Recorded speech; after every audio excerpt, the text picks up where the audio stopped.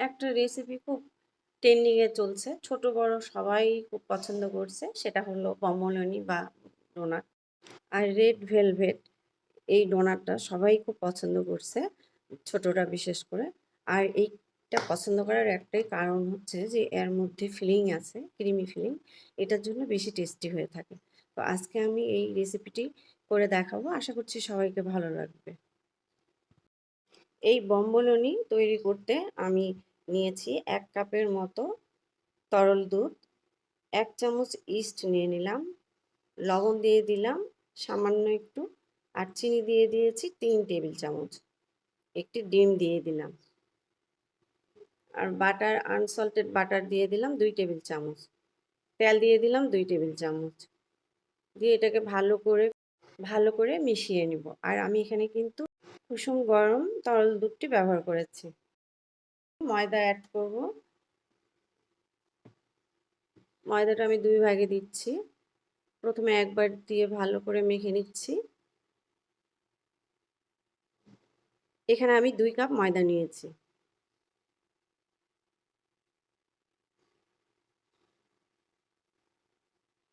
ময়দাটাকে ভালো করে মেখে নিতে হবে।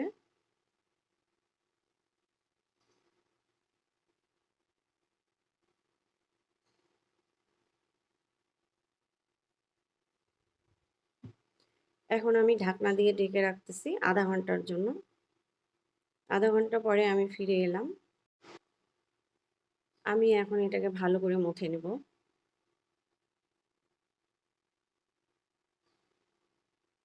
একটু করে আটা দেবো, শুকনো আটা দিয়ে এটাকে ভালো করে মথে নিয়ে একটা ডো তৈরি করে নিব। আর এই ডোটা স্টিকি ডো হবে। ডোটা হয়ে গেছে। এখন আমি অর্ধেকটা নিয়ে নিলাম। আর আমি যেহেতু রেড ভেলভেট বম্বলনি তৈরি করব, এই জন্য লাল কালারটা ব্যবহার করব। একবারই দিতে যাবেন না, অল্প করে দিতে হবে। আর যে যেমন কালার পছন্দ করেন, একটু ডিপ ভাল লাগলে একটু বেশি দিবেন। আমি ২ বারে কালারটা দিয়ে দিলাম, আর একটু দিয়ে দিলাম।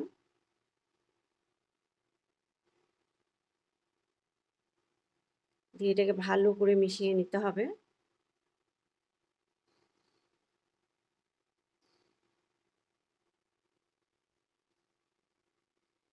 এক পর্যায়ে কালারটা এমন হয়ে আসবে, সুন্দর একটা লাল কালার হয়ে আসবে। তারপরে আমি আবার এটাকে আটা দিয়ে ভালো করে মুথে নিচ্ছি। সাইজ দিয়ে নিব।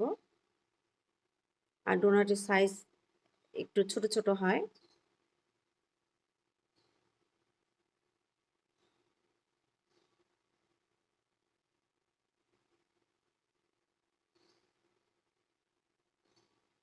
আমি ছোট পিস করে নিলাম।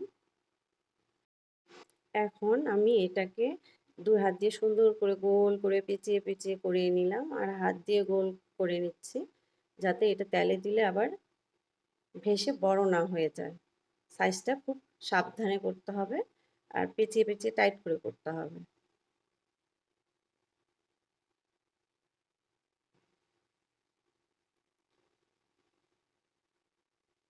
আর সাইজগুলো একই সাইজের করার চেষ্টা করবেন। আমি আরেকটা করে দেখাচ্ছি। সেম ভাবে পেঁচিয়ে নিচ্ছি।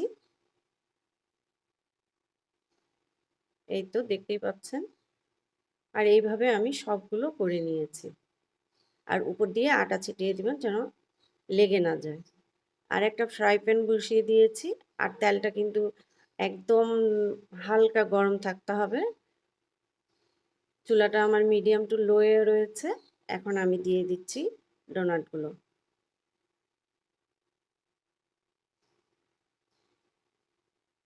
বেশি করে তেল দিয়ে দিয়েছি। আর ফ্রাই প্যানের মধ্যে যে কয়টি ধরবে সেইভাবে দিতে হবে।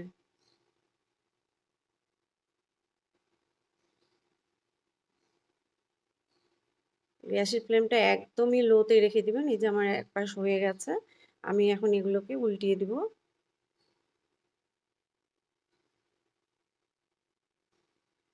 আর কি সুন্দর ফুলেছে! এজন্য কিন্তু সাইজটা ছোট দিতে হবে, না হলে আরো বড় বড় করে ফুলে উঠবে।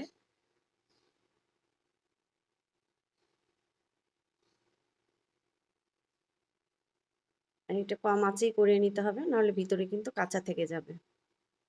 আমার সবগুলো ভাজা হয়ে গেছে, আমি তুলে নিয়েছি। এখন আমি শুকনো গুঁড়ো দুধ আর চিনি একসঙ্গে মিশিয়ে নিয়ে এটাকে মেখে নিচ্ছি। দেখতেই পাচ্ছেন কিভাবে ঘুরিয়ে ঘুরিয়ে আমি সম্পূর্ণটাতে লাগিয়ে নিচ্ছি।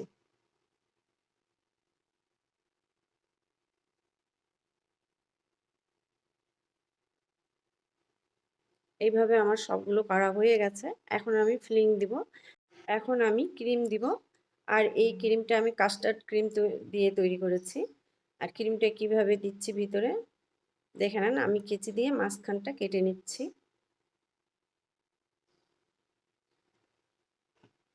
ভালো করে ভিতরে যেন ক্রিমটা যেতে পারে সেভাবে কেটে নিতে হবে। এখন আমি একটা পাইপিং ব্যাগ নিয়েছি, ব্যাগে আগে নজেলটা নিয়ে নিয়েছি, তারপর পাইপিং ব্যাগটাতে আমি ক্রিম ভরে নিয়েছি, নিয়ে তারপরে ক্রিমটা ডোনাটের মধ্যে দিচ্ছি। আর এটা দেখেই বুঝতে পারছেন ক্রিমের ফিলিংটা বেশি করে দিতে হবে। এই ক্রিমের ফিলিংয়ের জন্যই কিন্তু বম্বলনি খেতে এতটা মজা লাগে আর সবাই পছন্দ করে। এইভাবে আমি সবগুলোতে ক্রিমের ফিলিং দিয়ে দিয়েছি। দেখেই বুঝতে পারছেন আমার রেড ভেলভেট বম্বলনি ডোনাট কতটা লোভনীয় হয়েছে। আশা করছি সবাইকে ভালো লাগবে। আর যদি ভালো লেগে থাকে আমার ভিডিওটি তাহলে লাইক, কমেন্ট এবং শেয়ার করে দেবেন। আজকের মতো এখানেই শেষ করলাম। আসসালামু আলাইকুম। আল্লাহ হাফেজ।